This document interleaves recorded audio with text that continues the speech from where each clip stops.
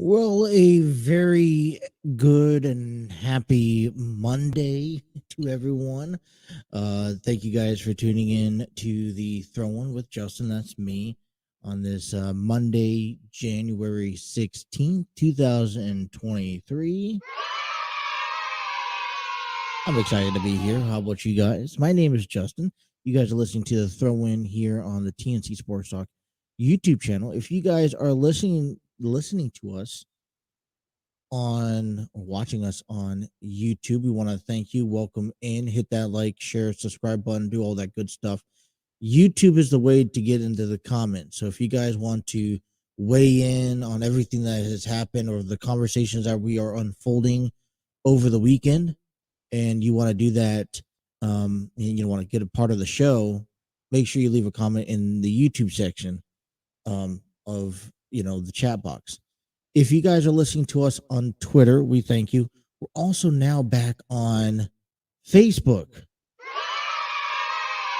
The live stream on Facebook is a little bit different. I was actually logged out the last week because every so often StreamYard has you reconnect your accounts back up to your streaming availabilities. And so at the beginning of the year, I was getting the notification that you had to reconnect my Facebook account. Well, I was logged in under my personal Facebook account. So this morning, when I got up early, I had a couple extra minutes. I ended up logging in back into, the TNC Sports Talk Facebook page and was able to get all that connected. So we're back live on Facebook. So if you're on Facebook, we welcome you. If you're on Twitter, we welcome you. Thank you. Good morning. We appreciate you waking up each and every morning to us. And yeah, it's gonna be a good morning.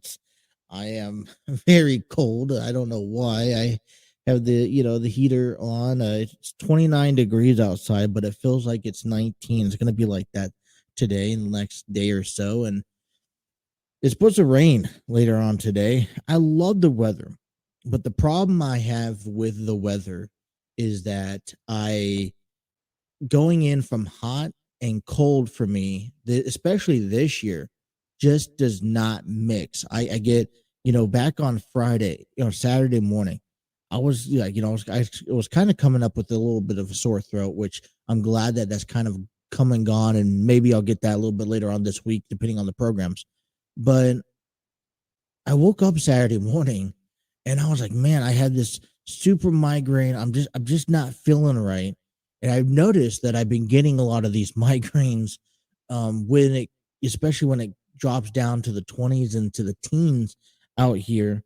And, it fluctuates between the 50s and the 20s. My body, for some reason this season, is just not handling that well. So I hope, today goes by pretty smoothly.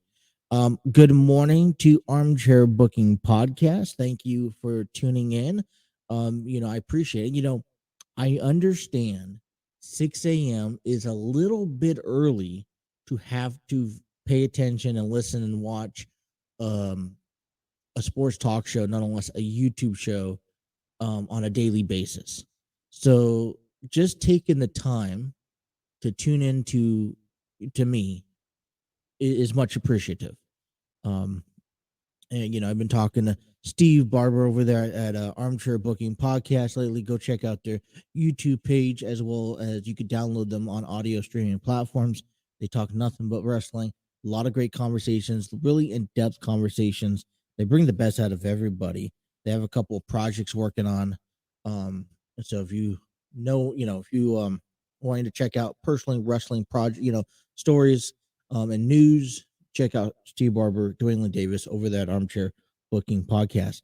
All right, so I guess let's get down to the weekend because we got a pretty interesting, fun weekend ahead of us, or behind us now. And, you know, I guess let me just explain to my weekend how it went. I mean, okay, so, my intentions on Friday after the show ends, I'm going to start getting ready for Saturday.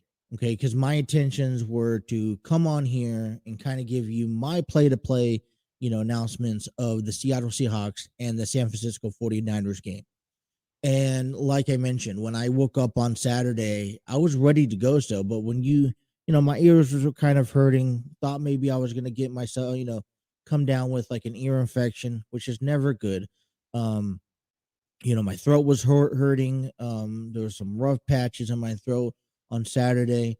And then, like I said, I woke up with a just, excruciating headache that took maybe most of the day out of me. So, and catching up on my sleep, waking up early in the morning to do the show, be up for the rest of the day. Matter of fact, late at night because the sports world ends late at night. Kind of was just being more drained. I was just being drained. Whatever the case was, Saturday just was not the day. So I unfortunately canceled. I'm so bummed because I got these new headphones I was trying out Friday with you guys at the end of the show. I was ready to go.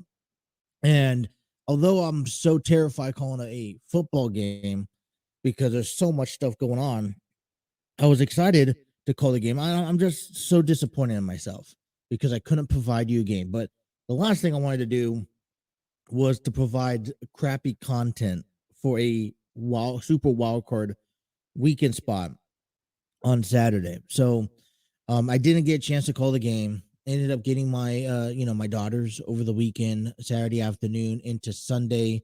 Got a chance to watch plenty of football, played some games with them, just relaxed and had myself just a fun time. It was just more of a relaxing day, but yet again the tension was built up, and I think I had to be more appreciative. So I want to also thank my daughters because they allowed me while we were playing games and as I was interacting. I had my phone just propped up on the side, tuning into each and every game. And I was, trying to take notes.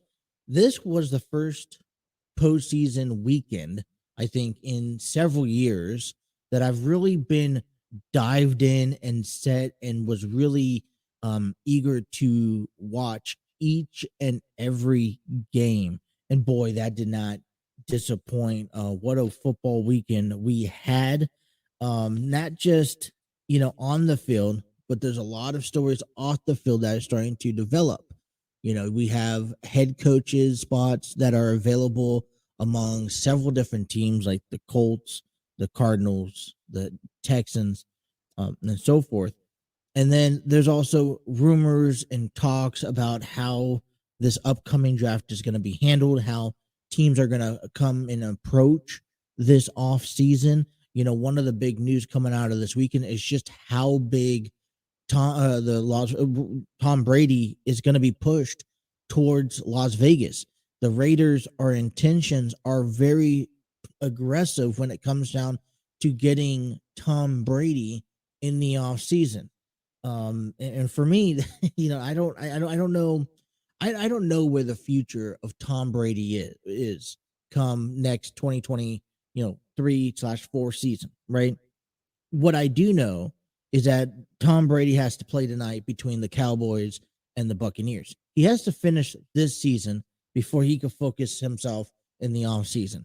And there's already a lot of teams that are out there trying to call and get Tom Brady, at the stakes. And the Raiders are making that huge push. Now, I don't know if that's going to actually happen or not, but any team who could pick up Tom Brady, who's considered AKA the GOAT of football right now, is still, that's such a monumental, move. It's going to be the blockbuster deal, the, trade of the, year.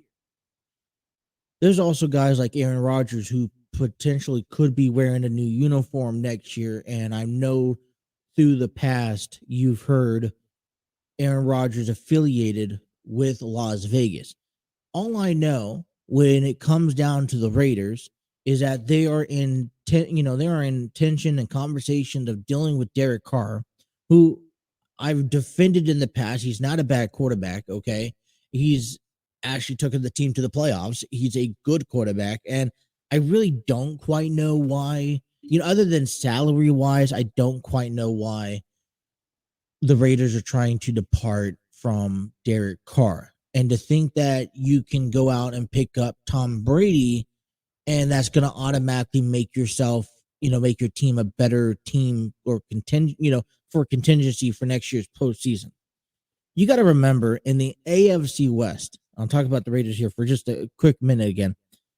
The AFC West contains Russell Wilson, who even, is still, although we're seeing his true colors this year, he's still a dangerous quarterback when he's on his game. You got Justin Herbert, who played against the Jaguars this past weekend, and there's always room for improvement. And he's already, he's always in the consideration or in the conversation with Patrick Mahomes, with Josh Allen, now with Joe Burrow. So don't count out Justin Herbert, and whenever they face the Raiders, it's always a dangerous squad coming out there. And then you got, Patrick Mahomes, who's, coming off of the number one seed, the bye, who's in the playoffs each and every year now. To see Tom Brady in the same division as Patrick Mahomes, mind-boggling a little bit. Get to see them twice a year.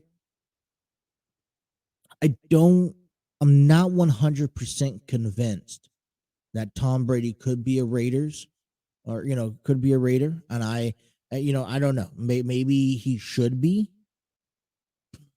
but I'm not buying it quite yet. And I think I won't, I'm not going to really quite buy it until, the offseason approaches, because Tom Brady still has to finish off the season with the Buccaneers this year. They get ready to face the Cowboys tonight in the final game of the AFC Super Wildcard weekend. And when it's all said and done, we'll figure out where Tom Brady wants to go, what his next decision is. All is that eyes and ears are going to be set on Tom Brady and Aaron Rodgers. All right, so we had a really good weekend in the world of sports. NFL Super Wildcard weekend is going to be our main focus point on today's program. I gotta say, if you didn't watch any game, every game was right down to the wire. I can't. How do I put this? There has not. So I was watching a couple of the games. Oh, as a matter of fact, I watched every game. I think the only game I did not watch, the only game I watched the least of has to be the Giants and the Vikings, just because I didn't quite feel that game, while it was being played. I was like, I'm just not into it. The thing that I have, every other game here had something for both teams, and there were great matchups. Even the Jaguars and the Chargers. I mean, you saw a little bit of everything. You saw blowouts. You saw, where teams stand. You also saw comebacks. Jaguars coming back after being down 27-0 at one point in the first half of the Chargers and Jaguars game back on Saturday. You also saw some really good questions that are going to be addressed coming down the stretch. For example, San Francisco. Okay, we just got done seeing Brock Purdy take care of business against Seattle. And I mentioned this in the last week, how San Francisco right now is kind of, in my opinion, favored in the NFC just because they've been the longest team right now that's been putting up consistent numbers. You've gone through not one, not two, but three quarterbacks in one season, and you still feel confident enough going into next week's game. They're calling Brock Purdy Mr. Irrelevant. And if I haven't seen a quarterback live up to that potential, that's Brock Purdy, right? Last season, he was picked out of 262 draft picks. He was picked to number 262. And, now you also, you start giving yourself some ideas of, all right, what is the future of the 49ers if Brock Purdy can continue performing at the level that he performs? Do you still stick with Trey Lance as your number one quarterback? What's the status of Jimmy Garoppolo? I'm assuming, because once again, he's gotten hurt and he's injury prone, that San Francisco is just gonna cut ties with them and wish him farewell. But then you got Brock Purdy, who, I don't want him to end up like another Jimmy Garoppolo in the sense of having to be a backup to a great, to a starting quarterback. If you have a guy who has a lot of potential, like Brock Purdy has shown over the last month and a half, there's some questions that you have to start answering. Is, could you potentially see a trade? Do you start going with him instead of Trey Lance? Right now, I know these are off-season questions, but those are questions that come ahead, through what we're seeing right now in the playoffs. That you could be down 27 points, and we'll talk more about this, and be able to come back. We'll talk plenty about the Bengals and the Ravens game. What a relief. I mean, every game in the NFL this weekend and Super Wildcard weekend kind of got me out the edge of my seats. Even surprisingly, the ending to the Giants and the Vikings. Like I mentioned, I don't watch every game completely from start to finish. I think the only game I did not pay attention to from start to finish had to be the Vikings and the Giants. But this game, still had its implications and its, the reason to pay attention to. Buffalo and Miami also played this weekend. We get down to Baltimore and Cincinnati. We'll go more in depth on it, hopefully, maybe next segment. But what a relief. I don't think this is going to be an easy stretch for Cincinnati in this road, especially since that offensive line is just such banged up. I mean, I was relieved that they won. I think I was more terrified to see the Baltimore Ravens and the Bengals do battle again twice. But then to see but now knowing the future for the Bengals, having to, after picking up the victory, now having to go to, going to be head over to Buffalo and have to, they're going to finally get a chance to play each other. That was the game that was supposed to happen week 17. So we're, man, if you're Cincinnati, you are relieved, you are joy that you're making it to another game, but you get terrified. That worriness just kind of spikes up 10 times as much. All right, we are just getting under wraps on a Monday morning. Want to thank Armchair Booking Podcast for joining us here this morning in the comment section. We were just talking about the Raider Nation here. I would have been excited about Brady coming to the Raiders 5 to 10 years ago, not the Brady now, who is way past his prime. It wouldn't have a lot to offer compared to the others. That is very true. Now, here's the other question. Do you try to find yourself getting yourself a better draft pick this coming up year, knowing that you have guys like Bryce Young, Will Levis on the table? I've also just been, why not we just stick with Derek Carr? What's wrong with Derek Carr? Sometimes the old cliche statement is, don't fix what's not broken. And Derek Carr is not broken. Get players behind him. Get the coaching staff behind him. He hasn't proved me why he can't, still be a starting quarterback, and why does the Las Vegas Raiders have to give up on him? One thing I want to do address, as a matter of fact, we're going to take a break. When we come back, I'll address a project that I've been working on that is involving Cincinnati locals coming up here this weekend, a matter of fact. So we'll talk a little bit about that, get the promotions underway. I want to say good morning to everyone. Sit tight, hit that like, share, and subscribe button, and buckle up for a nice Monday morning. We'll step aside here on the throw-in right here on the TNC Sports Talk YouTube channel.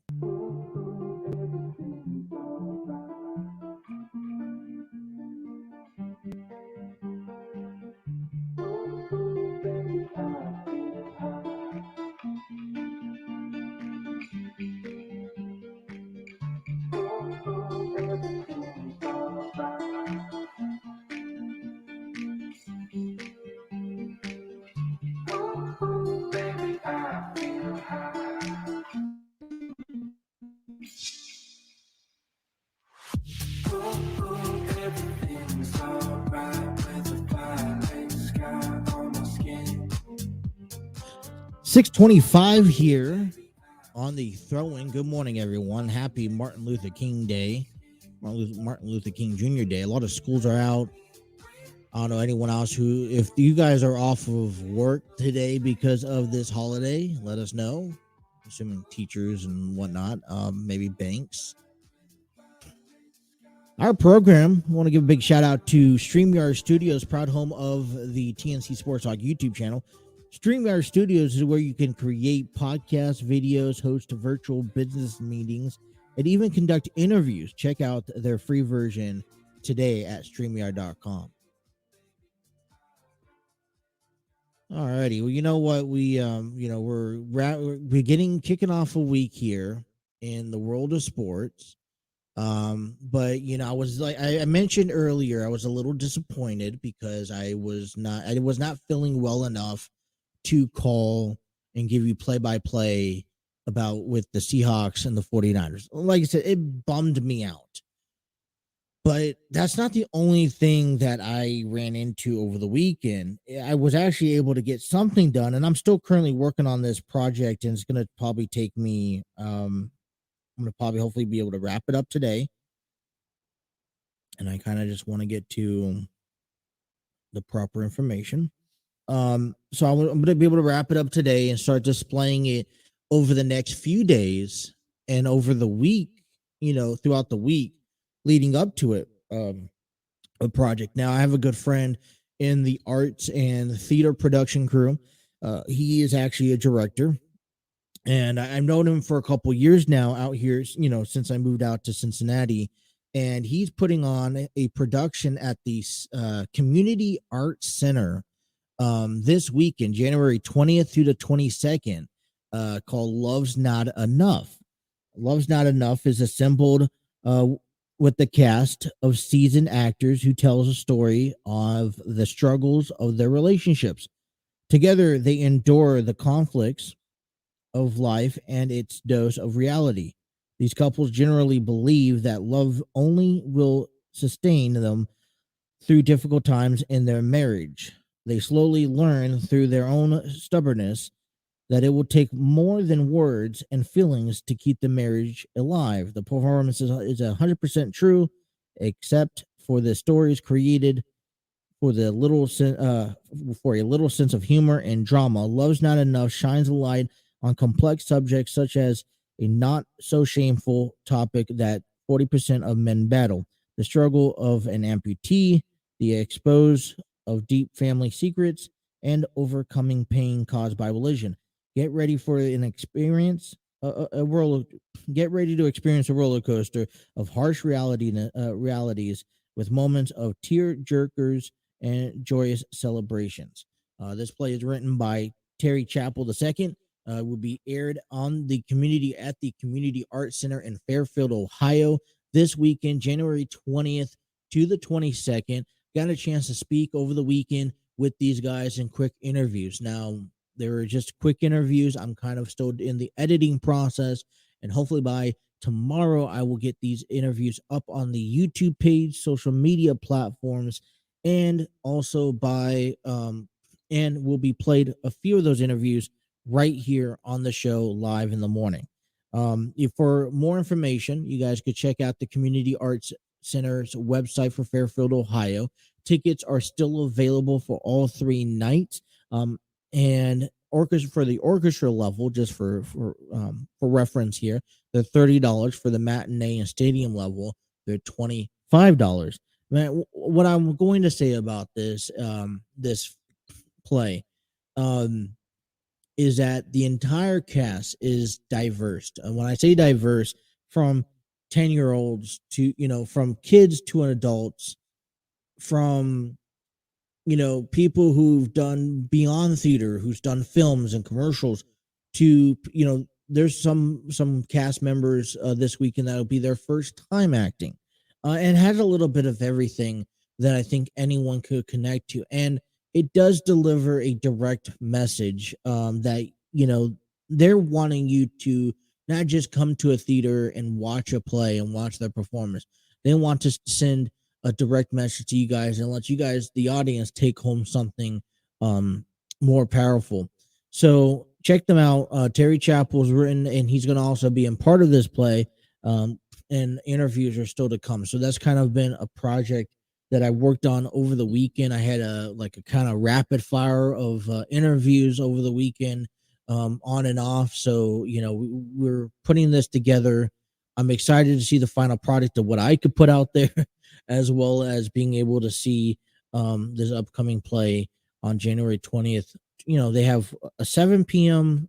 on Friday night performance. Then they have one at 2 p.m., one at 7 p.m., and then one on Sunday at 2 p.m. also to wrap up the weekend. They're hopefully what their goal is to spread the message and, have success at this play that was, this was revamped from 2019. They put on this play in 2019. COVID hit in 2020. So they didn't really get a chance to, expand, promote this, maybe take this on a tour a little bit, kind of share it from city to city. So they kind of revamped it, made it more, kind of brought, dug into each and every character a little bit more, gave them a little bit bigger roles, and then moving forward, to hopefully to, keep on building this up. So with everyone's local support, hopefully you guys get a chance to go check them out. Love's Not Enough, limited time only, Community Arts Center in Fairfield, Ohio. Alrighty. Man, super wildcard weekend. Oh, anything that you could take away from it?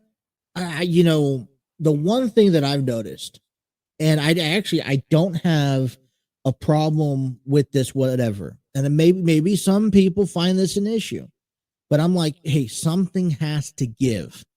NFL has already changed the overtime rule, which we have yet to see, where now both teams will have a possession of the ball regardless of what is to come, right? So if, for example, Jacksonville is going to be facing Kansas City this week in the divisional series, if they go into overtime and Patrick Mahomes gets the ball first, runs down the field, scores a touchdown, Jacksonville will guarantee a possession. Other than that, the rules are still the same. First team to score, afterwards still wins. You have to score a touchdown or a field goal. But I think that's fair enough. The other thing that I've noticed this weekend, I know the games are important, but it's very more important to make sure that these officials are getting the plays right. So I've seen this weekend that the officials are slowing down the game, and they're allowing the players to play. There was, I was watching the Dolphins and Bills game, and what I've noticed was that they kept on allowing Miami and Skylar Thompson to run down the clock, and they took a little extra time once the play clock hit zero several times. The official took some time to go look at it before they called a foul. Now, maybe that's a controversy or not. I don't know. What I do know is that I've seen the officials take their time making play decisions. A lot of plays were under review. A lot of plays were negotiated. And in order to not make the same mistakes that they've made year in and year out. Now, I still think they have a lot of work to be done. I've even heard, the announcers, broadcasters talk about officiating. And you know what? Listen, officiating's never going to be perfect. No one, you're not going to get the right call every single time. And that's what I want people to understand. Don't blame the officiator, right? It's what you got to ask yourself is, what can we do to help educate and knowledge and get them ready for the next time so they can prevent the mistake from next time. But I really do appreciate the officials this year, in at least this first weekend, kind of not jumping to those right calls, right? They make the play in the field, throw the flag up in the air, or, a diving catch goes into the end zone, or even just a regular play on a 1st and 10. And they're really, they've taken a step back. They've slowed down the pace of play, and they've gotten a chance to, really come together and now make sure we're getting the right call.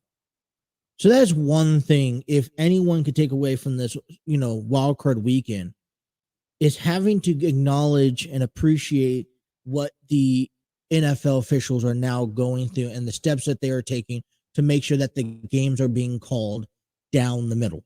You still got to remember there are going to be mistakes. You got to remember that, officials in the playoffs are going to allow players to play, but they're not, yet again, they're not going to tolerate, the shenanigans, okay, that players, that the rivalries have. But this is the playoffs, and they want to get it right. We want to have the two best teams, or each team from one team from the AFC and one team from the NFC, to go to the Super Bowl here this year. So we're going to step away. We'll come back. We'll talk about the Bengals and Ravens game and how you guys addressed of that. Loved it. I'm getting nervous. My nervous bar is going up now. Maybe heading into this game was about a 6. And now it's about an 8 as we have to get ready for the Buffalo Bills. You kind of take a breath in, you kind of take a moment, breathe in, breathe out. A victory, yay. One of the big nervousness was having the Bills, having to face the same team twice. So we'll talk about that and much more still to come. You guys are listening to The Throw One, who will take you up to 8 o'clock this morning on a Monday, right here on the TNC Sports Talk YouTube channel.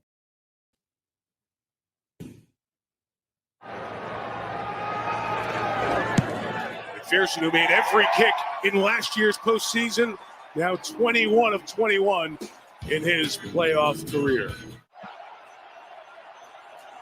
Hill out of the backfield on 2nd and 6. Huntley's throw in traffic is intercepted. Akeem Davis-Gaither has it across midfield into the Ravens side, the 45-yard line. Burrow's hit all 6 on this drive. Burrow looks underneath. Chase to the end zone. Touchdown. Jamar Chase carried the load on that drive. 5 receptions of the first touchdown of the night.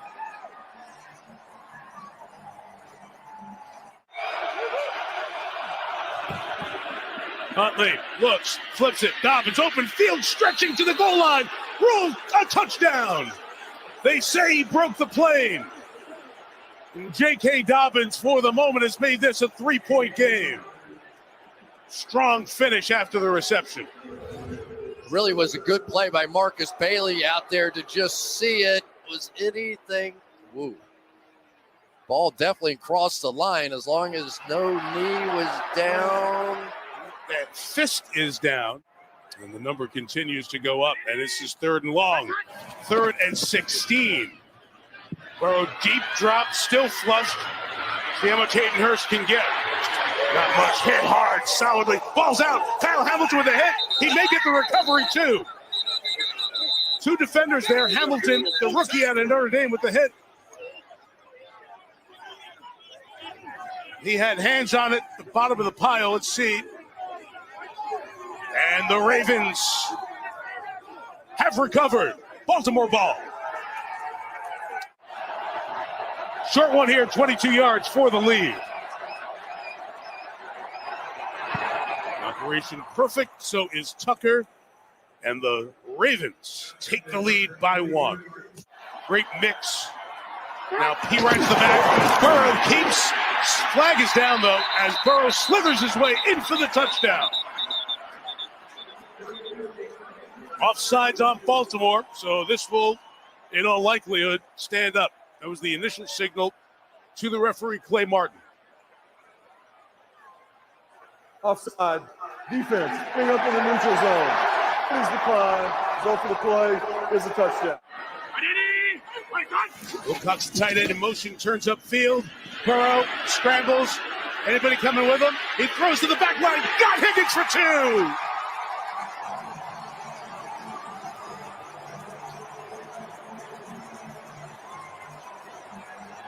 2. In some way, he's basically out of position. Second and 10. Huntley taking a shot downfield. DeMarcus Robinson is open for a touchdown. DeMarcus Robinson sneaking past the Bengals secondary. Oldest move in the book. They call it sluggo, slant and go. You can see Eli Apple overreact, tried to get the interception. It's been sustainable. 3rd and 1, they're going to throw. Huntley for Andrews. Did he bring it in? Yes, he did. What a play from Mark Andrews. Tyler Huntley's hit all 5 of his passes in this half. And with McCary out there, Huntley's on the races. Inside the 20 and the 10. 1st and goal. Inside the 5. What a run by Huntley, who's having some kind of second half. Put them right around Huntley. He reaches. Oh, that ball's out. That's live. Back the other way. Sam Hubbard, the Cincinnati kid. Hubbard's got a convoy. Chased by Andrews. At the 30, the 20. He will score.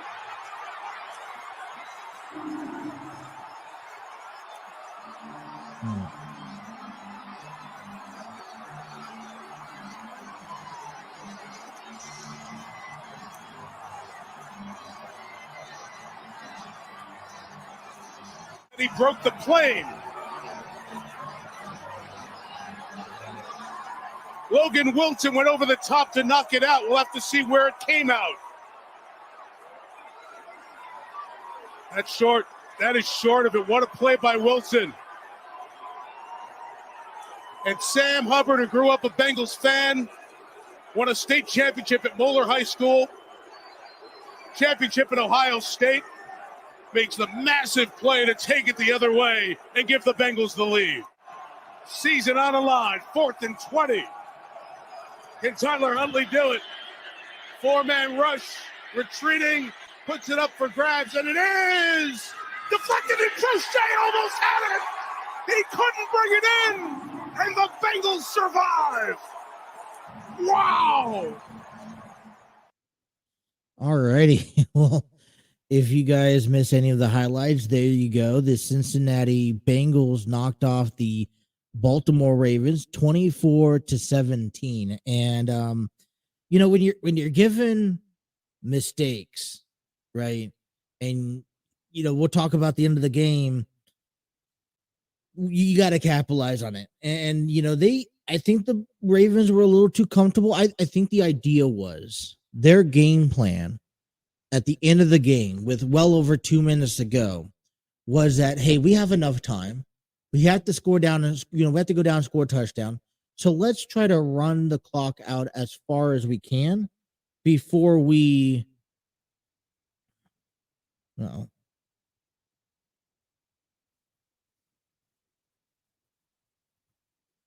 you know, let us run down the clock as far as we can before we decide that we're going to, you know,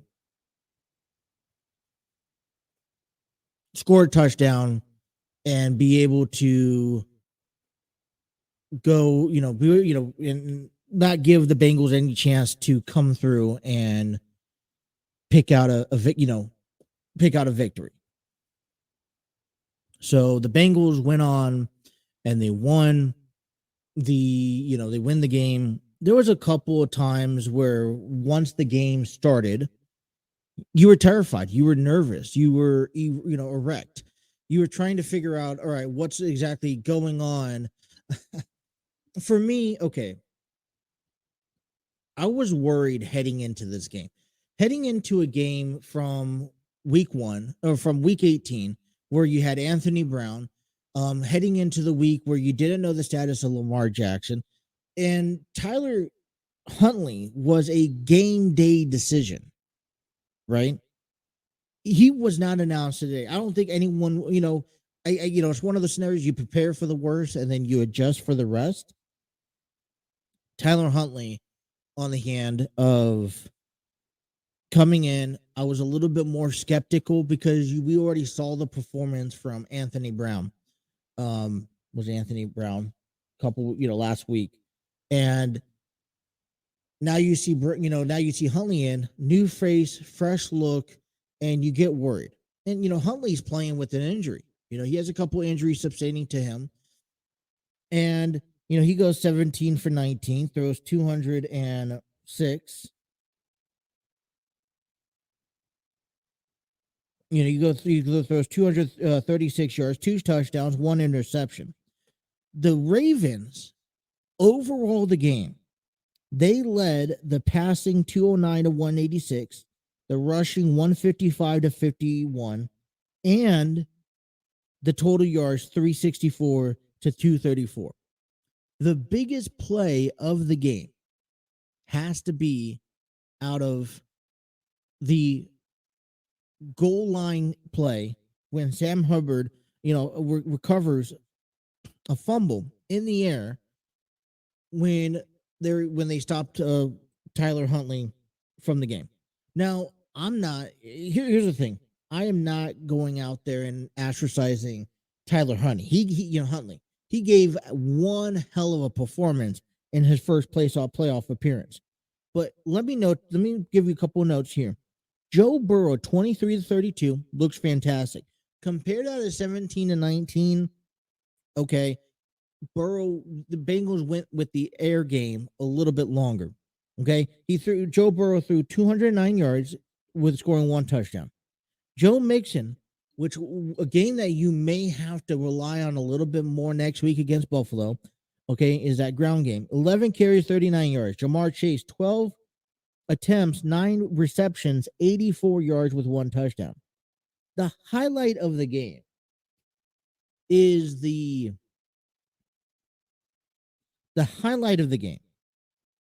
Sam Hubbard taking it back 98 yards after recovering that fumble to go on and give the Bengals the victory. I don't know about you guys, but the Bengals did not get off to a huge start.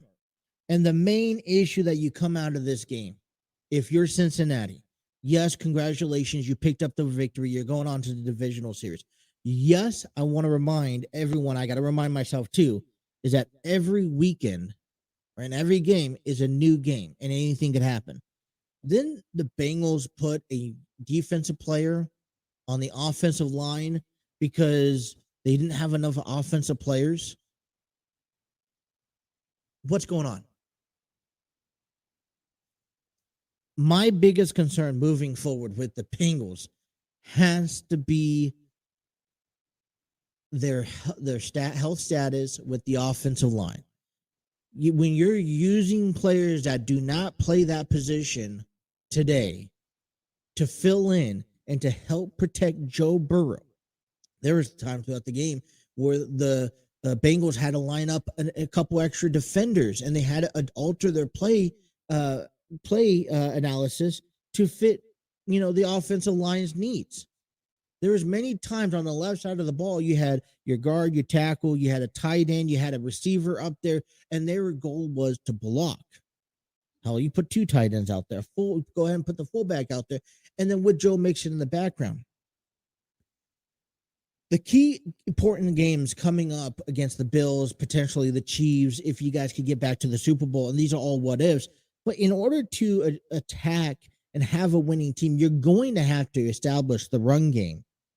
And I'm worried that the Bengals are not going to be able to do that. They couldn't do it yet last night because the offensive line was not there to protect them. So, it's great. Let's take a step back. Let's enjoy the victory. Let's take the day and say, yeah, we got this. But we got to open our eyes, people, and really realize the upcoming battles that we're going to have to face. The Buffalo Bills dominated the Dolphins. And yeah, I guess, they didn't dominate, but they took care of business against the Dolphins. I think it was 20. What do we have? No, that's the AFC. Let's get the AFC. There we go. It was 31 to 34. At the end of the day, they took care of the Dolphins. My point is, okay, when this is all said and done, is that Buffalo knows how to complete a game. Cincinnati relied heavily, one, on their defense, and two, heavily relied on the air game.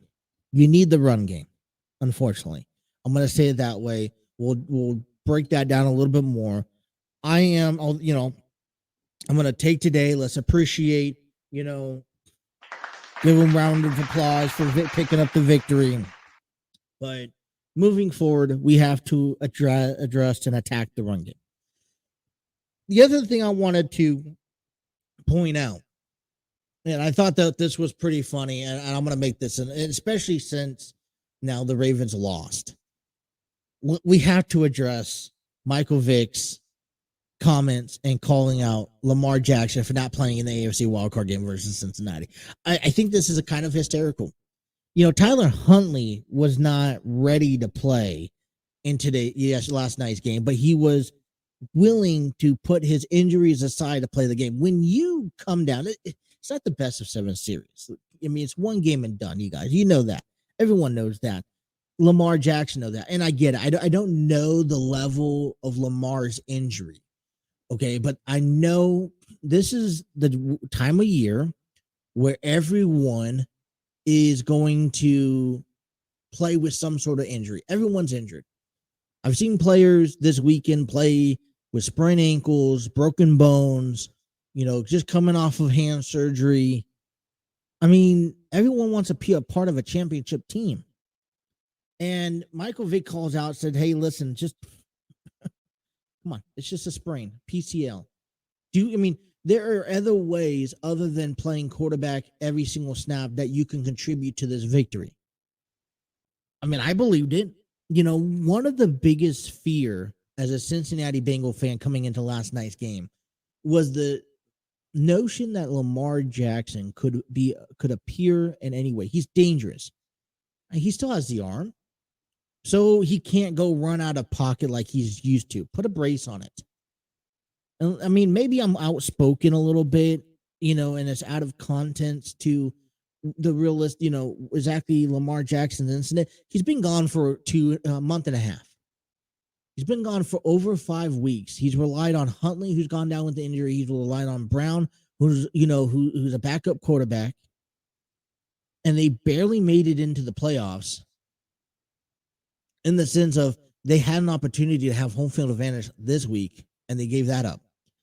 You would think that, okay, if we sat Lamar Jackson out week 18, that even if that he would be well enough to even maybe do a couple flea flickers, he could hand the ball off, just Lamar Jackson alone on the field. So, I think in another sense, it was Lamar Jackson's decision that he was not going to be a part of it. So this is not has anything to do with Baltimore. But I think if you're asking me, let's be real for a moment, and I'd ask you, for Baltimore, what type of player is Lamar Jackson? Maybe I'm overdoing it. Maybe, I'm over analyzing things. I don't know the extent. I know he has a sprained PCL, and I get it. He can't run. He can still throw. He can't run. If you put a brace on it and he doesn't move outside the pocket, is he still a factor to the game? Could you still use Huntley back and forth as support for Jackson and go off of who has better momentum? These are limited games, right? It's one and done. So I would have, if I was Lamar Jackson, I would have wanted to take that opportunity. There were other players that probably should have sat out in the NFC, in the Super Wildcard Weekend game series, but they chose to play. And even if they lost, they chose to play.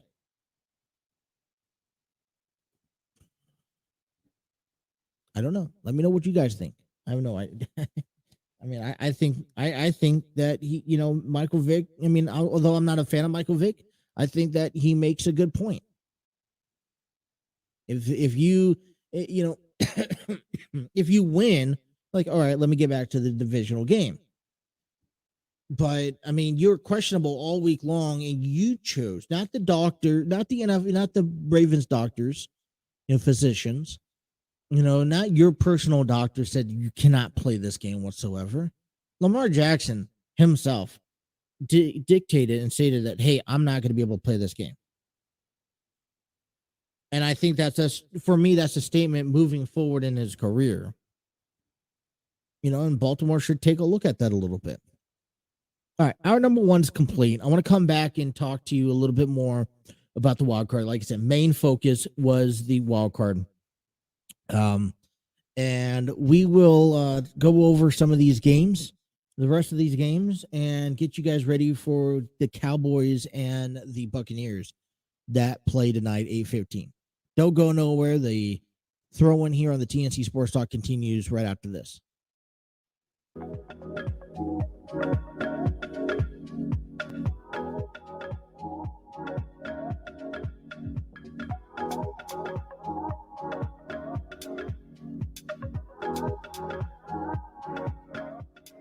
Hour number 2 here on the throw-in is given to you thanks to Spreaker. You can download us and take us on the road wherever you go, whether that's Apple Podcasts, Google Podcasts, Spreaker, iHeartRadio, Spotify, anywhere you listen to your podcast. The throw-in. Download us, take us with you on the road. Don't miss a single episode. And talking about all of that good stuff, I want to give a shout out and thanks to Steve Barber and Dwayne Davis over there at Armchair Booking for giving me, suggesting Spreaker. Because if you are also someone who's downloading podcast and wanting to put it on audio and you're looking for some monetization and all that good stuff, then I'd recommend using Spreaker. Great content, great stuff. All right, a few moments ago, we played the highlights of the Bengals and the Ravens game. I do want to go out there and actually apologize, at least to the people who are watching this live on YouTube, on Facebook, on Twitter, because the content got cut off. I'm still familiarizing myself. It's been a while since I put up content. I think it was the fact of the actual video that was being played off. So, do apologize. It was played from the NFL highlights. So, it's been a while. I've always been everything with audio, and that's fine. If I got to go back to, all right, finding a different way to give you the content and the highlights, I think it's important that you guys get them. I just got to find a way to do it, so I don't, I'm not trying to get copyrighted or taken down or reported or whatever the case may be. So, we'll get that fixed. If you guys you want to, unfortunately, you're not going to be able to watch it or hear it on the live stream, but we'll try to get it to you on the audio version through Spreaker. But that unfortunately that unrivaled as well.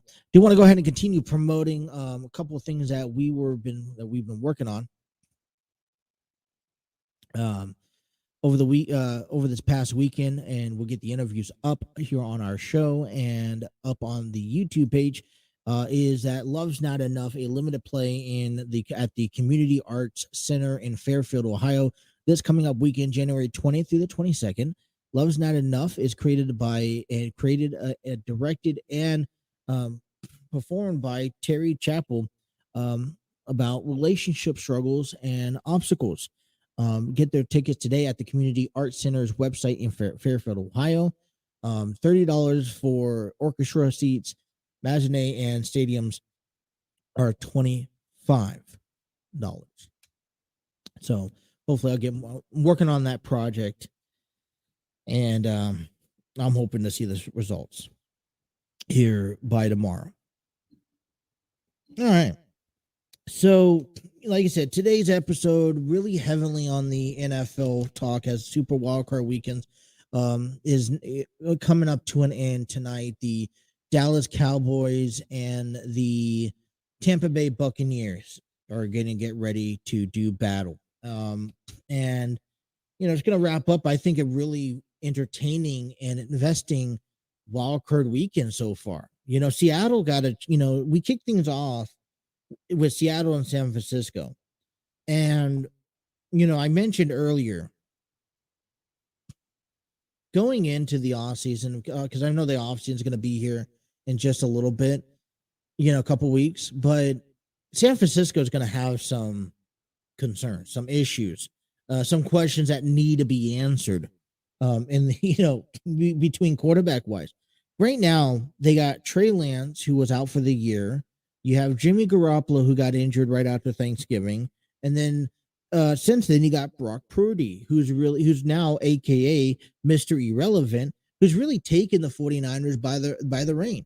And I don't know if there's any other team in the NFC that you could really feel comfortable saying, all right, they're going to go into the matchup next weekend and they're going to be they're going to face so-and-so and they're going to go on a win. I mean, for me, I'm throwing out there that I would pick San Francisco over any team right now in the NFC, at least. They faced Seattle. Listen, it was, we knew it was going to be a ground game. Here's what I will say. All right, between San Francisco highlighted that game, 41-23 win. All right, it was a combination of Brock Purdy's performance, Deebo Samuel, Christian McCaffrey, and George, and Kittle. All right. A 1-2-3 punch combination, whether you had that on the ground, whether you had that on the short-term, pass play, or Deebo hitting the Deebo 20+ yards down the field. Let me make it very clear. You got Samuel, you got McCaffrey, and you got Kittle. What else do you want? This is your 1-3-2-3 punch that's going to take the San Francisco 49ers to the playoff, to the Super Bowl if needed. All right. They controlled the game from the first quarter, which was needed.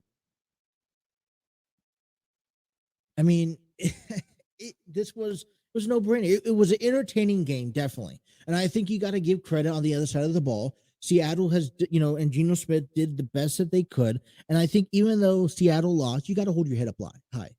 No one expected Seattle to walk away being a part of this year's wild card. I mean, I don't believe, in my opinion, anyone was out there looking for, saying maybe Seattle fans, but no one else was out there saying the Seahawks are going to be in the playoffs week 1. I know I didn't. Matter of fact, I think a lot of us thought the opposite, that this was going to be more of a rebuild mode. So at the end of the day, you have to give the Seahawks credit where credit's due. They found their way in, and although that was didn't go for none, I think you got to hold your heads up high for whatever the future may hold for Pete Carroll, for Geno Smith. You got to remember, Pete Carroll's trying to keep his job in the NFL. I don't know how much longer he's going to be a head coach, but he's trying to keep himself relevant in the NFL. If Seattle is going to move into a new direction and starting to rebuild, if Pete Carroll wants to be a part of that, he proved himself this year that he could last another year. Same thing with Geno Smith. We don't know what the future is for Geno Smith as quarterback. He could be a free agent, and he could even go to the Raiders. He could go to the Raiders. I will say that. And I'm not laughing at the Raiders. I'm laughing at Geno Smith, and the Raiders in a combination. That should not never happen. But I mean, he's making his case for free agency. And, they put up 23 points against the 49ers, which I think is solid. Whenever you could put up at least 20 plus points against your opponent, I think it's a solid game, regardless if you win or lose. San Francisco obviously has been there, done that. They're ready to go. They've been ready since Thanksgiving. They are a playoff team. They are a legitimate playoff team with Brock Purdy, Debo Samuels, Christian McCaffrey, and Kettle. I mean, you got a solid front of the offense. And let's not forget about that defense. If you could put up a solid, if the offense can perform and give you that cushion for the defense to, hey, we could make mistakes, but we're going to be okay, then, I mean, who else do you really believe? I can't even put Tom Brady and the Buccaneers in that conversation as they play tonight. I mean, yes, Tom Brady in the playoffs are different than Tom Brady in the season, but this year we've seen a broken down Tom Brady. New York Giants defeat the Minnesota Vikings. I'm 2-0 so far here on the NFC side of the wild card, 31-24. This was kind of a back and forth game. It was probably one of my least favorite games among the NFC wild card. There was just not a lot writing on this game for me. I was not thinking that this, I came into the game. I want the Giants to win. Great. They won. And that's kind of it. I mean, I didn't really have nothing else for it. I know that the Giants, Daniel Jones, Saquon Barkley had some really great opens in the game. And, that was just it. I kind of figured that the Giants were going to go win. Now they get a chance to go over to Philadelphia and have a NFC East divisional game matchup with the Eagles. Maybe a little bit better, interesting game that we're looking into. And then tonight, the ranked number 5 Cowboys will take on seeded number 4 Buccaneers. Like we mentioned back on Friday, you guys, Tom Brady 7-0 against the Cowboys. Cowboys are 4-5 against playoff favorites. Also, Tom Brady 7-3 as when Vegas votes against them tonight. Listen, I'm gonna talk a little bit more about this game maybe at the very end of the program. But all I could say is that I think Tom Brady is going to walk away with the victory. You really don't know about how both teams are going to perform tonight. You really don't. I mean, Tom Brady, you have the statistics in one hand, but then you have reality in the other hand.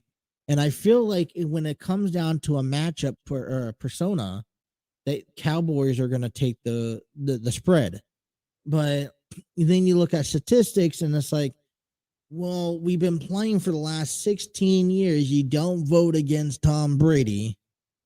And this is a game where Tom Brady is heavily involved. So do you vote against Tom Brady? I mean, and Armchair Booking said this earlier, in a comment saying that Tom Brady was once, is not necessarily in his prime. He's had a lot of things acquire in the, transitioned in the offseason last year. He's even retired for a month and come back. We don't know his future as of next season still yet. And so he's kind of caught in the middle. And, he's not the same. I mean, it's not just him. I think Tom Brady will always, be a decent quarterback, be a good quarterback. But it's also the players that you surround him. One part of the quarterback success rate is based off of the offensive line, the running back, the receivers that you have. I mean, there are so many implications, the formulas that go into a successful, great quarterback. It's not just about getting out of pocket or finding the right receivers. Yeah, that's important. But when you have a good offensive line that can give you that 5 to 7 seconds to find those open receivers, when you have those those receivers who can actually run their route and get open, that's a whole nother issue, right? And then let's not forget about the defense. Tampa Bay's defense hasn't been the greatest this year. Tampa Bay is going to have to step up tonight for a victory. And so that's where I think, with the right set of people, Tom Brady's the GOAT right now. He's always had, he will be the GOAT. But, it's kind of hard. I'm going to go for Tom Brady in this game. But I wouldn't be surprised to see, Dak Prescott advance another week. See, Dallas has a legitimate but reasoning behind this game. They need to win this game, not just because it's the Buccaneers. It's because they get overlooked at in the playoffs because they always seem to find a way to fail. And so this is now you're on the road and now you're favored to win. So I think at this point, it's a put up or shut up moment for the Cowboys. Cowboys Buccaneers tonight, 8:15 kickoff. Over there in the AFC, I had a little bit more fun watching these games. All three of these games, 2 of the 3 games were divisional, rivalries, which are always fun because you get to see them 3 times and you think one knows one another. Excuse me there. I don't think there was any doubt that the Buffalo was going to walk away with this one. But at the same time, Buffalo made this game a lot more complicated than what it needed to be. I mean, Buffalo was out to an early lead in the game. They went down to the 2-minute warning, and they gave up 17 points. They tied the game at halftime, man. It confused you at halftime of how the way that the first half ended when Buffalo dominated the entire half.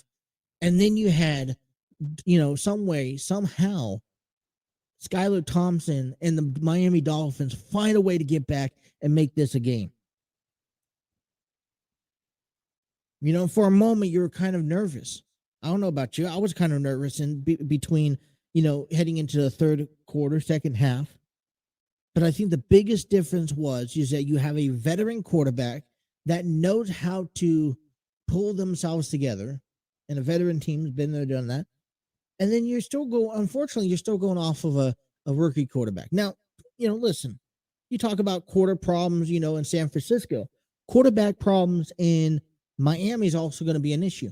Well, you don't know when or if Tua Tagovailoa is going to return to Miami. All right, there's the controversy that he should retire to the standpoint where he can't come back. There's some say that if he could play, they'll let him play. And while you wait on that, there's no Teddy Bridgewater. You relied on Skylar Thompson, and as a rookie quarterback, what you saw yesterday was rookie mistakes. All right, he took advantage of the entire clock. I think he was given a little bit more time than needed. But man, we had, it was a sight to see. I did like how Skylar Thompson slowed things down to try to give his team the best experience possible, a chance to win. And that's what made this game so close. Like I said, go back to officiating. They're not going to be perfect, but they are damn well exciting.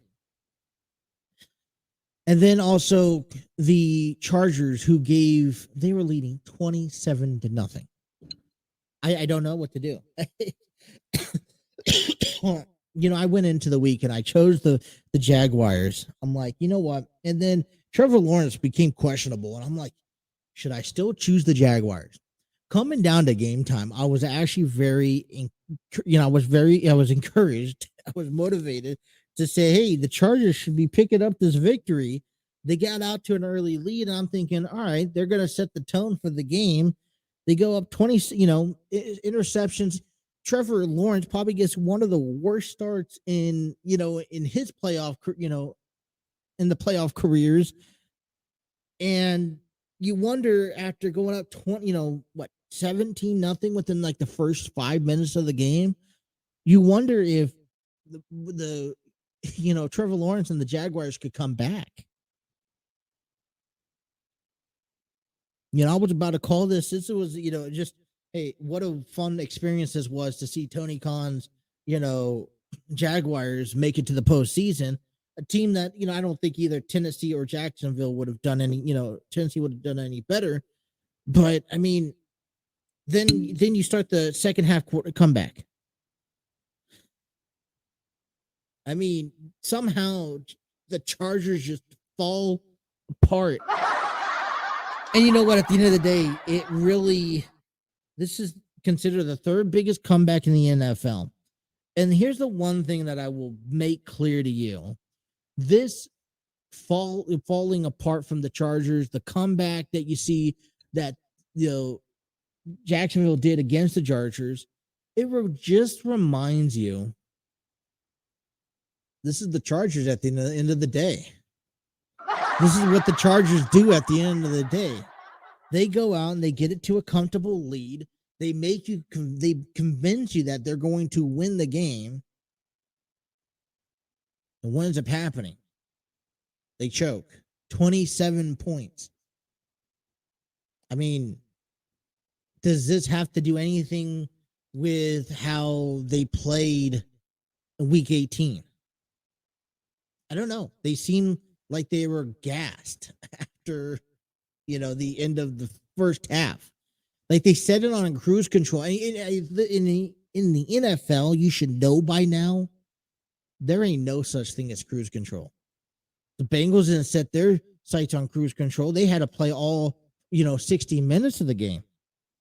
Even San Francisco didn't play, had to play all 60 minutes of the game. For some reason, I don't know. When it comes down to comebacks, when it comes down to blowing the games, unfortunately, the Chargers know where it lands best.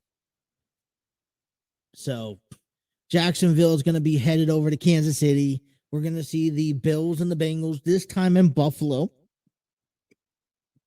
So that week 17 game that we did not get a chance to see, we'll get a chance to see. So NFL Wildcard Weekend wraps up tonight between the Dallas Cowboys and the Tampa Bay Buccaneers. When we step aside, Impact Wrestling's Hard to Kill took place over the weekend. Did Josh Alexander come over on Bully Ray? What a match it was. Metal Mayhem. Mixie James had to retire. And what do we see? Some other special surprises coming out of Impact Wrestling. Also, we're going to get ready for Monday Night Raw, which is tonight, 8 p.m. in Cincinnati, Ohio. We'll speak on behalf. Unfortunately, I can't attend to that.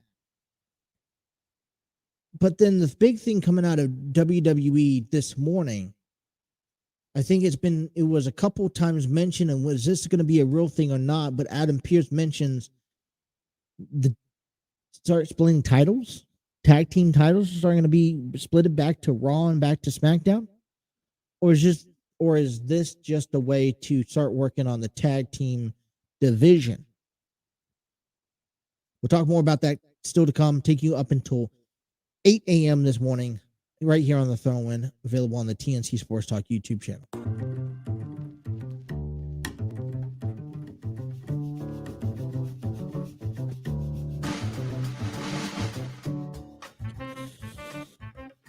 We'd like to give a shout out to Epidemic Sound. Discover your world-class artists, composers, and bands. Find the perfect soundtrack and give your social media accounts the music they deserve. Epidemic Sound is a royalty-free music link. For more information, check out epidemicsound.com. This morning's music coming back from break is by Epidemic Sound, by Wendy and Elvin, Lost in Translation.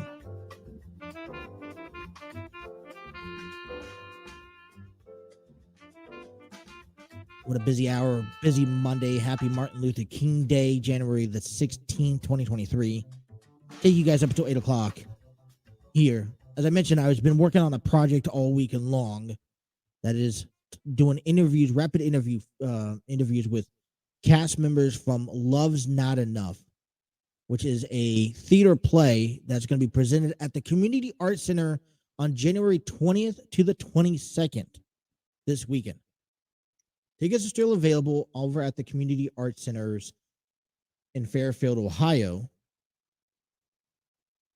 Written by a friend of mine, Terry Chappell. And we worked on the interviews, so I'm kind of finishing up the production and the recordings and the editing.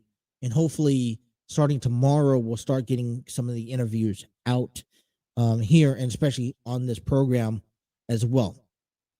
Like I said, I also want to apologize for earlier this morning, getting back into trying to figure out, all right, what's able to be showed on the screen. Sometimes you're able to show highlights. Apparently not, especially against the Bengals and the Ravens. So if you want to check out the highlights in that time period, head on over to our, when we post this up on on audio platforms still be able to hear it. So I apologize on that. All right, before we get into any more sports, we have to do our our due diligence here. Cincinnati is filled with tons of sports here and around the time. So what's happened in the sports of Cincinnati over the weekend? We had Cincinnati Cyclones played a three games this weekend, starting off on Friday where they beat the Field 3-1. They also there was also Dragonfly Foundation night.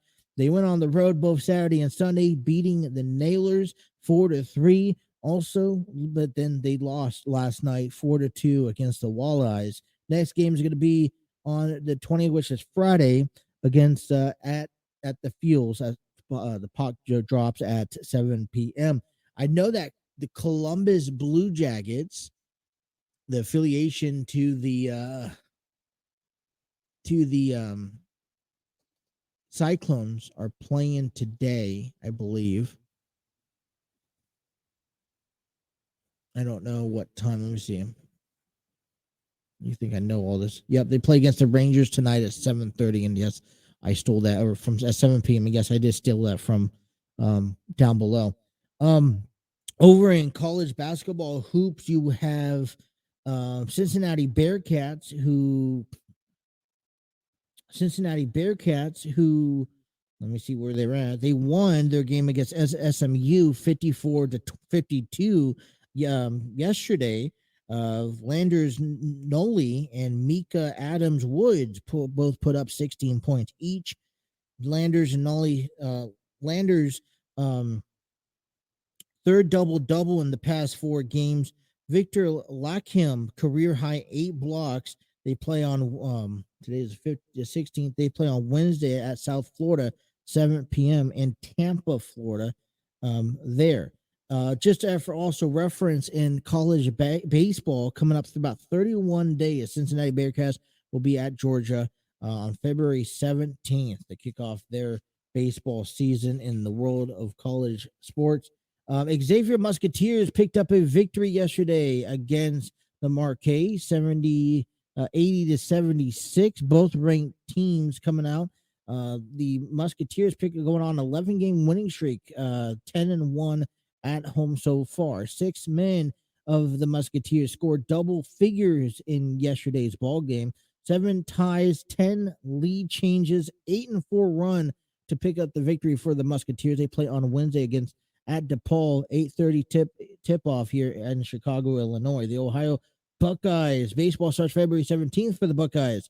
They'll be at UConn at first pitch at 7 p.m. Basketball for the Buckeyes, they're 10-7 on the season as they lost to Rutgers 68-64 in overtime. Bruce Sinsabog, 20 points, 2 back-to-back consecutive games of double doubles. The season's high 11 rebounds in the game. Sad Key and Sean McNeil both put up 11 points. Next game is on Wednesday at Nebraska and Lincoln, Nebraska at 7 p.m. Kentucky Wildcats, who picked up a victory this weekend against Tennessee, 63-58. They moved to 11-6, 2-3 in conference, 9-1 at home. They'll be hosting Georgia tomorrow at 9 p.m. Also, a couple other things around the news world of sports we'll get back into. The Cincinnati Reds mentioned over the weekend. Pitchers and catchers report February 15th. The rest of the position players report February 20th. Over the weekend, no arbitration deals need to be negotiated. 6 players signed 1-year contracts. TJ Antone, Luis Cessa, Justin Dunn, Lucas Sim, Kevin Newman, and Nick Senzel. So, hey, baseball season is right around the corner. And as we start, as the playoffs, slowly progress and we figure out who's going to go head to the Super Bowl and win it. It's interesting. So if I don't have my calendar correct, let me know. All right. So February 12th is going to be the Super Bowl 57, right? We have the day off on the day after the Super Bowl, which a lot of people have like sports hangovers on. And then you got Valentine's Day on the 14th. And then the day after that, pitchers and catchers report. Just how close baseball begins. Because then that Friday, college baseball practically begins. And there we go. Sports has made a big on circle. It's a continuous. You only get maybe a week off at most. So also I want to give a big shout out to LeBron James. Now, we don't cover a whole lot of basketball here on this program, but I think it's rightfully doing so to talk about LeBron James, who becomes the second player in NBA history to score 38,000 points. Listen, they lost against Philadelphia 113-112 yesterday. But listen, only one other player has scored above has scored more than 38,000 points, and that is Kareem Abdul-Jabbar. And listen, heading into the game against Philadelphia, James needed 11 points to reach 38,000, and it didn't take him too long to do so. He reached the mark on the jump midway shot through the first quarter. You can check everything out on Twitter. He finished off the game with 35 points, 10 assists, and 8 rebounds, but ultimately his production wasn't quite enough to propel the Lakers to win. Still milestones going past it. He is now less than 400 points away from passing Abdul-Jabbar to become NBA's all-time leading scorer. Like him, hate him, it don't matter. LeBron James is is considered one of the greatest of the NBA players of all time, not just in this generation, of all time. And that's something to say because there's been a lot of great players. And the NBA today has really, like I said, I don't cover it much. I don't watch a whole lot of NBA basketball. I don't even watch a whole lot of college hoops either. I guess I'm more of a football, baseball, wrestling fan. But when it comes down to significant milestones, NBA has really changed over the past few years. And this year alone, you look at some of the scores, 156, 135, crazy to find out. And for even losing teams, as we mentioned here, LeBron James put up 35 points and he still lost. So, but congratulations to him. Hopefully, I'm pretty confident he's going to be able to capture the all-time leading scorer here in the NBA in no time at all, especially if he's putting up 35 points a game. All right, Impact Wrestling here over this past weekend took place on Friday night. Talked a little bit about it, but it's just a couple of highlights coming out of this game, couple of this event. First big event for Impact Wrestling. And, I have to go on and say, it was a good night. They honored Don West. We got a chance to see a couple great matches and some great returns here. Impact World Champion Josh Alexander defeats Bully Ray in the Full Metal Mayhem. I want to just alliterate here with something. Bully Ray has gone through hell and back a few times. He's gone through different, in and out of different companies, ECW, WWE, Impact Wrestling. And, he's also on that Busted Open podcast. And he's really not. Now, I wasn't necessarily a huge fan of Bully Ray, for a while. I liked him at the beginning. Just started not liking him when he was doing the stuff in Impact Wrestling. Steps away. And I started learning a new appreciation for Bully Ray. And I think in general, no matter how old you are, no matter whether you're liked or you're disliked, there has to be some sort of acknowledgement that you could be your age and you could have gone through what you've gone through in the wrestling industry and still find your way in some sort of, critical desire facing Josh Alexander for the Impact title in a full bloody mayhem. You saw cheese graters, you saw trash cans, ladders, tables. This was a very entertaining match. I saw a lot of the highlights, and I'm like, man, you should have watched it live. I should have watched it live. But it proves to you that guys like Bully Ray are still capable of putting on extremely good matches, no matter how old you get, no matter how unfresh you look inside that ring. Mickey James knocks off Jordan Grace on Friday, becomes a new Impact Knockout champion, keeps her career intact, at least for now.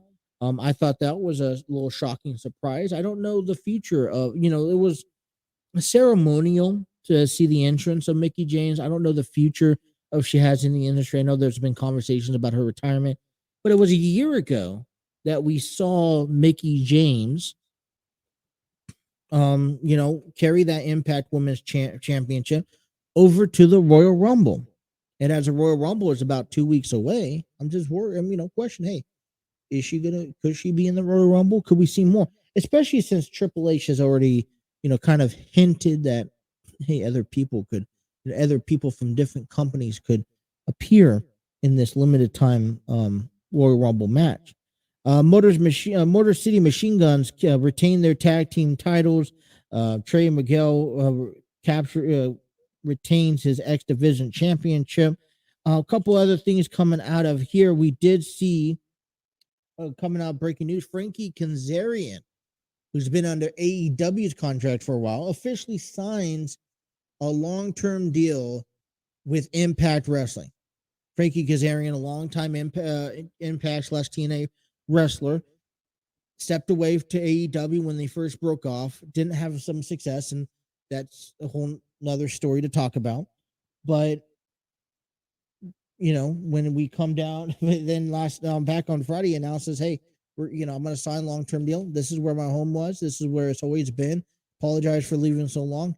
And now I'm going to reclaim the top of that mountain. So I think that, Frankie Kazarian, it's been a while since I've seen him wrestle, but I can see Frankie Kazarian and Josh Alexander very soon.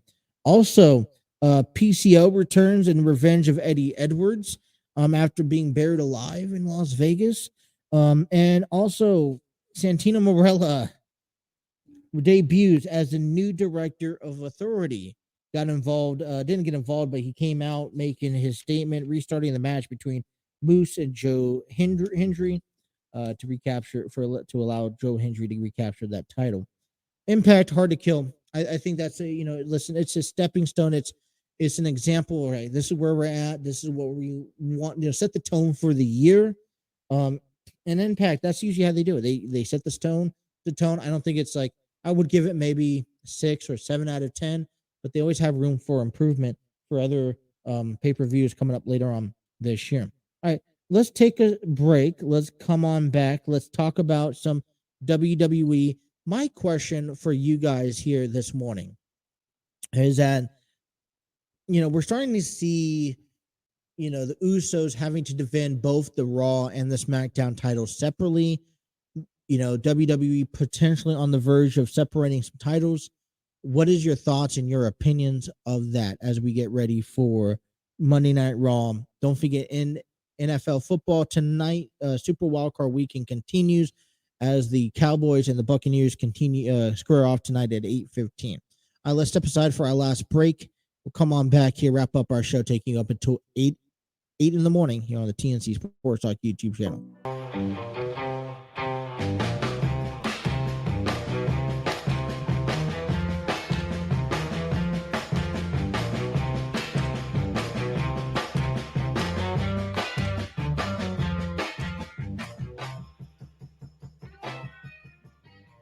I keep on forgetting to get the other camera out to show a different angle when we come back from break, instead of seeing the logo and then my face and all that good stuff. I don't know if you guys even care about that.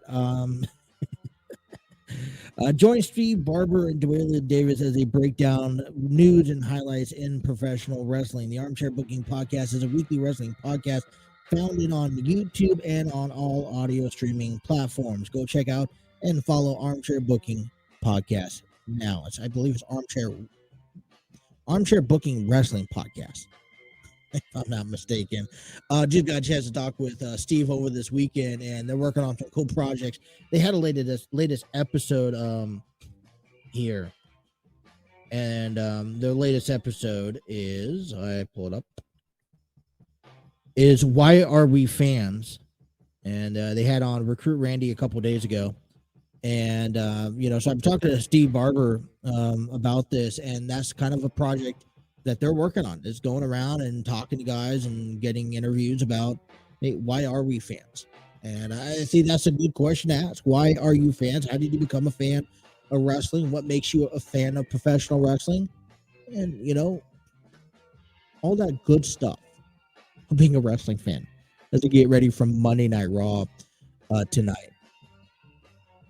So go check out Steve Barber, Dwayne Davis. Hey, listen, we are actually on the road to WrestleMania, and we're actually on the road 2 weeks away from last Saturday on the road to the Royal Rumble, which you can see, honestly, anything, possibly. I mean, and I'm excited because you just don't know. I mean, we have a few matches, obviously, the men and women's Royal Rumble match. You also have Roman Reigns and Kevin Owens.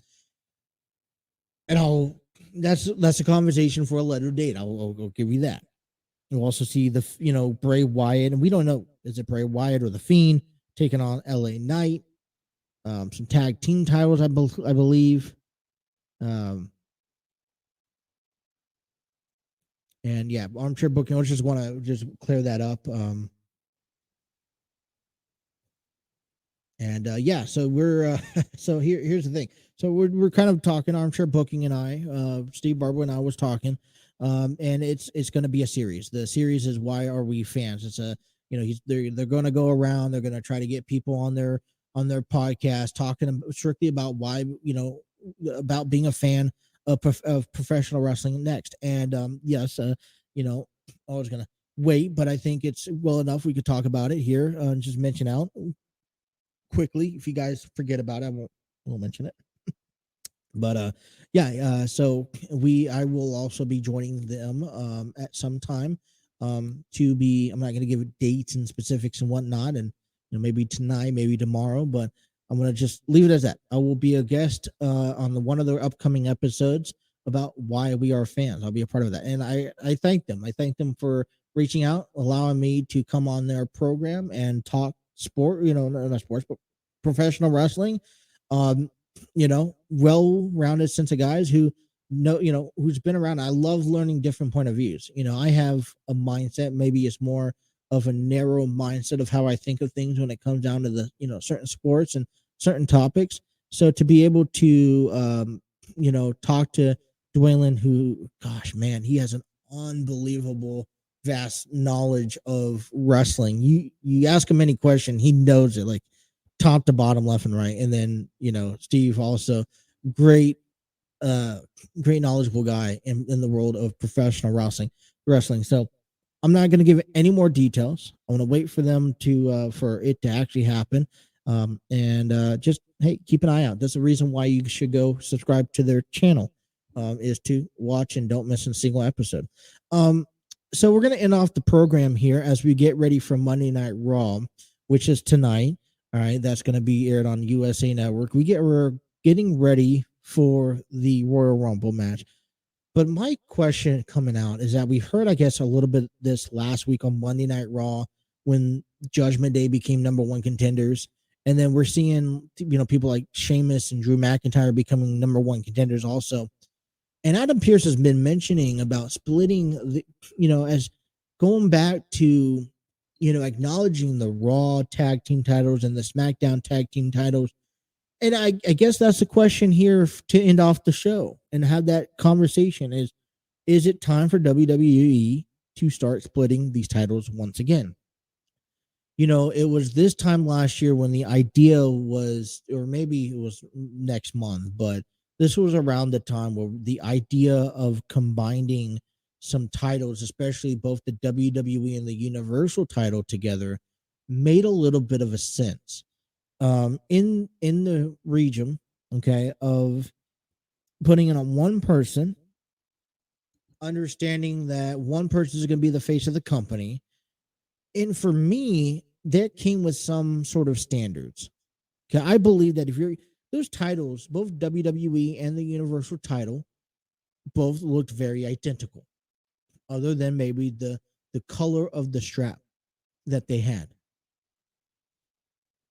And so For me, I thought that was a good idea because I think you need to find time to re-image. I'm a key fan of the when WWE had both the WWE Championship and the World Heavyweight Championship. That's what I was a fan of. Growing up, that's what I was prone to watching. Combining the title, I believe, was about a decade ago, right? With Randy Orton, John Cena. That was back when the brands were combined. They pulled that off for a few years. They try to separate the brands. They still keep the brands very much separated. Every once in a while they'll cross brands, and that's fine. But now the idea was to focus on one title. But I think that came to more responsibility, right? Whoever possessed that title needed to be able to appear on both Raw and SmackDown, needed to be able to step up to the plate and be that guy who defended that title and still made it not a prestigious title. Maybe not every month or at every pay-per-view, but they needed to do that. The goal was to combine the titles so that you can focus yourself on promoting the United States title and the Intercontinental title. Then this whole crazy idea of combining the tag team titles, at which maybe, this was for one of two things. One, this was going to help establish the bloodline, and I get that. Two, I also see there was not a large tag team division. It's kind of gone down since, Vince McMahon had to do budget cuts and this and that and had to let a lot of people go. The tag team division has not been the number one division, has not been up there. So maybe this, but now as of recently, we're talking about splitting it. I think it's a good idea. Now, I'm not saying that the Usos have not had a great run and the Bloodline has had a tremendous run. I kind of feel that before this is all said and done, that Solo Sikoa should be capturing either the United States title or the Intercontinental title. And if you ask me for my preference, I'd rather have him defeat Seth Rollins, or maybe Seth Rollins captures the U.S. title, have him defeat Seth Rollins, or go on and defeat Bobby Lashley.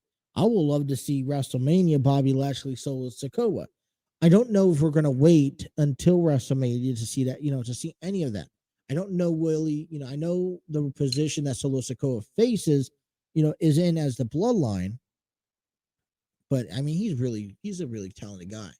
I don't know why he doesn't have a title around his waist either. But okay, I think it's time. 2023, new year, new look. Great they're adding talent back onto that roster. We're under new creations under Triple H. At least right now, for the better product, start thinking about separating titles. I like the idea. I don't just like the idea at the tag team level. I don't know how many people feel if they still think. I think that WWE has done poorly advertising and promoting the Intercontinental Champion and the United States Championship. Yes, they do have their moments on Raw and SmackDown where they are defended and they are, praised. But an overall general opinion from start to beginning, I think they've done a very poor job. Okay. And when you are starting to grow your roster again, those are your three main titles.